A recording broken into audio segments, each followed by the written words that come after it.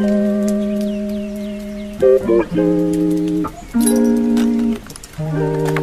Pretty fam, welcome back to my channel. And if you're new to my channel, make sure that you subscribe so that you never miss a video. So in today's video, I'm going to be telling you all what I do for a living.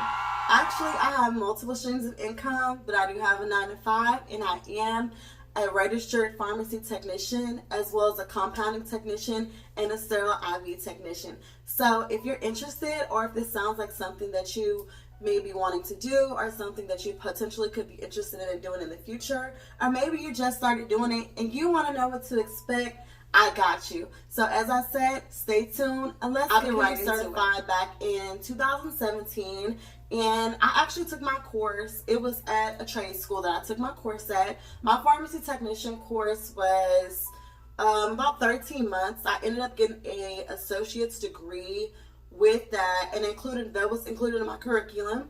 I also had the sterile and the IV also included, so as well as the compounding, so it was not something additional. So now let's start on how to become a pharmacy technician. Now, if you can find a trade school that offers a program, I would definitely say do that before you decide to step into the pharmacy world, because you're going to get overwhelmed, and 9 times out of 10 I don't see people lasting long doing that. It's so much that you need to learn that I feel like takes time to learn. It's not a cramming, after you can just cram it up here and then go to work kind of job. It's not that at all, guys. Testing time, whenever it comes time to take your test, I don't care if you went to school or if you're just a trainee, you didn't go to school. I recommend that everyone goes online and buys a book about pharmacy technicians, whatever state that you're going to be testing to be a pharmacy technician in. The tests, don't quote me exactly, it's been a while since I've taken it, but it's about 200 questions, and I think the first 100 is either 200 or 100. So either the first half is like basically the math and the dosage calculations, day supplies, different stuff like that, and the other half is drug uses, what it's used for, brand and generic, and different patients with different symptoms or different diagnoses, and the medications that you would give to them. Since there's a top 200 drug list that you need to know, brand and generic and uses, that you'll need to study. You can pull it up on Google, I believe, and you can study those in addition to studying the book. Now, moving on to the pharmacy world. Whenever you first start, it is so exciting. It is so exciting. I know for me, I was super excited to come into the pharmacy world. There's so many pharmacies, whether they're independent pharmacies, whether they're closed door pharmacies, which are most likely specialty pharmacies or compounding pharmacies. In addition to that, you know, Walgreens, Walmart, CVS, everything that you can think of, all those pharmacies, they all work different. Now, going into the pharmacy, it looks good and it's a great, rewarding career. The pay is good. So pay, it kind of depends on that employer and how they decide to pay their employees. And when you go into the pharmacy, guys, it can be very intimidating, exciting, but intimidating, because as soon as you get in there, you're going to have 1 or 2 pharmacists. You're going to be hearing words that you've never heard before. You're going to hear phones ringing all day. You're going to be getting doctor's calls. You're going to be, initially, whenever you start, most of the time, they'll put you in pickup. And what pickup is what most people think that the pharmacy technician's job is. But they want to get you familiarized with the pharmacy world and the pharmacy setting, so they will place you at pickup. And you'll just basically be doing cashier work. And if you have some rebilling, more than likely they'll hand it to a senior technician or a more experienced technician. So after you get the fundamentals of pickup down, more than likely you'll go to production. In that production process of just filling these medications, I'm going to go into depth about this just a little bit. First and foremost, whenever it comes to basic drugs that are non-controlled, those drugs are only counted once. Controlled substances are counted twice, and they're circled and they are initialed. I don't know how every other state does it, but in the state of Texas, that's how we do it. From A to Z, there are so many drugs, I'm not going to even estimate how many drugs is and more, because outside of regular drugs, you have liquids, suspensions, over-the-counter medications that are kept in the pharmacy. You have diabetic supplies. You have supplies for children. You have, whether it's supplies for women, it's not going to be the same at every pharmacy. Pregnant women, you have so many reconstitutes. You have all of that in the pharmacy outside of the hundreds of drugs that you have on the shelf, it's not just A to Z. You have what they call fast movers, and then you have the slow movers. So fast movers are drugs that move pretty quick. They're pretty common. They're commonly prescribed. So you'll see a whole lot of cold and flu medications. You'll see a whole lot of diabetic medications, a whole lot of commonly used cholesterol medications, birth control. You'll see all of those more than likely in the fast moving section. And then the rest of the medications, you'll more likely see them on the slow side from A to Z. But again, each pharmacy is different. There's always preventative methods as far as misfills that's going to stop you from, even if you grab the wrong drug and you go and try to scan it out, even if it's the same drug, it may have a different NDC on there. So you may have to go back and find the NDC. What do you do whenever you just don't have the medication? So you're going to out of stock that medication, and the system should prompt you to give the patient a phone call, or you would either give them an automated text to let them know that we had to order their medication, and then you will order that medication. Find out if the medication is on back order. If it's on back order, then you have to reach out to either the doctor and the patient. There's a warehouse truck and there's a McKesson truck at most pharmacies, and they deliver on different days of the week. So you have to get familiarized with those before you promise dates and you promise times. So you want to keep your notes whenever you first get started. If you're moved from out of production, then you will probably be a drop-off. The drop-off areas, whenever people come in, they drop off prescriptions. You want to always take the first name, last name, date of birth. You want to take their insurance information. If they don't have insurance information, make sure that you get a coupon from them. If they have a coupon, get familiar with the insurance. Get familiar with Medicaid, with Medicare, Part D, with what Medicare covers and everything like that. So you may have to reach out to the insurance companies, make phone calls, and say if they come to you and then they have insurance and they don't know where the insurance card is. Well, on your system, you should learn how to do an eligibility check, which is going to basically let you know if they have insurance. It's typing in prescriptions. For one, doctors use SIC codes, which are short codes used to tell us how the patient is taking the medication. You have to have the doctor's DEA number.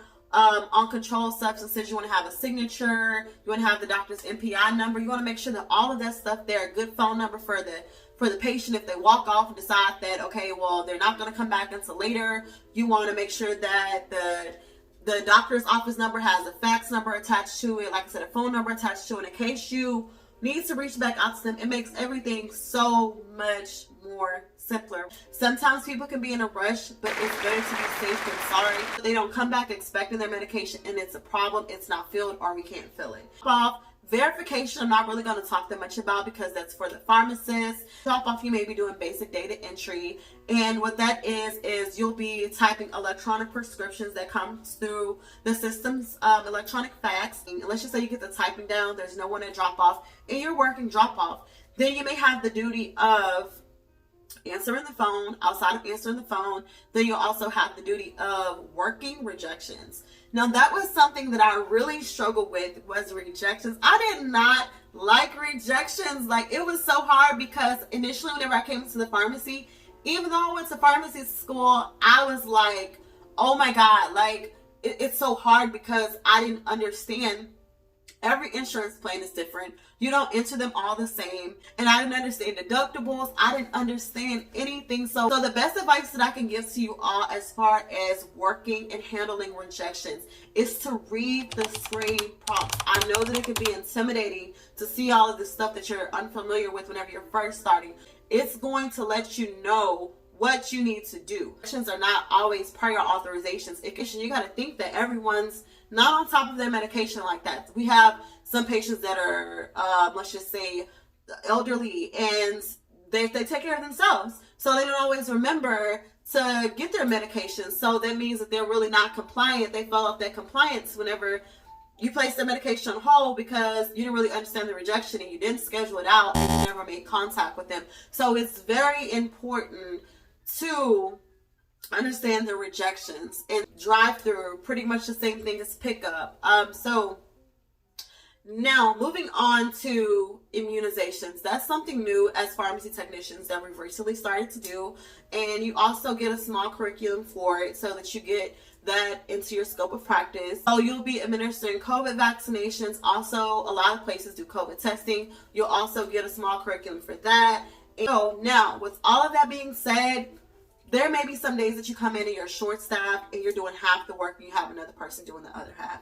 I've been through that, and I've been through, it's a lot of people and everybody just has one job. And I've also worked for specialty pharmacies. Absolutely loved it. This is for my ladies. This is for my ladies. Okay, you cannot wear makeup, no eyelashes, no nails. And then you have to garb up every day, sanitize, which you're going to say sanitize at each job you're at. But whenever you're doing compounding work and sterile work, I'm speaking super sanitized. I mean scrub. You can't touch your phone. You have to be careful whenever you're coming in and out of the ante room, the clean room, all of that. You have to be very, very sanitary to the max. If you come into an ante room or a clean room and you are dirty in any way, shape, form, fashion, whenever I say dirty, I'm not speaking about obvious dirt. I'm speaking about without washing your hands, without being sanitary. You will literally contaminate every drug that's in their room, and that is thousands on top of thousands on top of thousands of dollars sometimes, and you may lose your job for it. So you want to make for sure that you're not taking shortcuts, because those ante rooms, those clean rooms are controlled clean rooms. And I know that sounds crazy, like to people that are not familiar with the pharmacy world, but yes, controlled clean rooms. There are rooms to where there are literally vents in these rooms that keep these rooms at, it keeps bacteria so low to where like, you can lick the floor. Like, that's how it is, because you are actually making drugs and injectables. They're going to go into people's bodies. So if you are intimidated by that, and you want to be on your phone, you know, you want to be able to check your phones, or you want to be able to, you know, maybe step out, maybe take, you know, frequent breaks, then compounding and being a sterile technician may not be for you. But so now if it sounds like something's fun to you, I know a whole lot of people that enjoy it. They love it. They absolutely love it. And for me, you know, everybody has a preference. I'm just a retail kind of girl. I hope that I could give you all some insight about what I do. You know, this is what I do. I do all of those duties. And yes, it sounds like a lot, but it's really, you really get adjusted to it, and you come in and it's like work. So for my people that are coming into the pharmacy world, congratulations and welcome to the pharmacy world. I hope that you all enjoy it. I hope that you all can make a long-term career out of it. I recommend that you do go to school first so that you can enjoy the job. You can actually enjoy it, and whenever you get there, it won't be so tough. I think because you're stepping into a world you know nothing about, and it's hard. So whenever I'm speaking and I'm talking about prior authorizations, I'm talking about rejections, I'm talking about NDCs, I'm talking about DEAs, I'm talking about MPIs, I'm talking about doctor's calls, insurances, insurance plans, all kinds of anything, all these different drugs. It's like speaking a foreign language to some people. Example, my ex is a police officer, and whenever I would say different stuff to him, he'd be like, yeah, but then he could tell me about his job all day long and police reports, and I'm feeling the same way. Like, I don't know. Like, I couldn't do his job because I just couldn't just go be a cop like tomorrow. Like, no. So I just feel the same way about the medical world. So I hope that you all enjoyed this video. Tap into my comments. Let me know, what is your 9 to 5? Are you a pharmacy technician? If you are, where do you work at? What do you think about it? Are you thinking about becoming a pharmacy technician? Let me know if I can help you out. If you have any more questions for me, feel free to DM me. And that's it, guys. Make sure that you like, comment, and subscribe. Again, tell a friend and tell a friend and tell a friend about the Pretty and Pink fam. We are here to stay. So until next time, see you later, guys. Bye.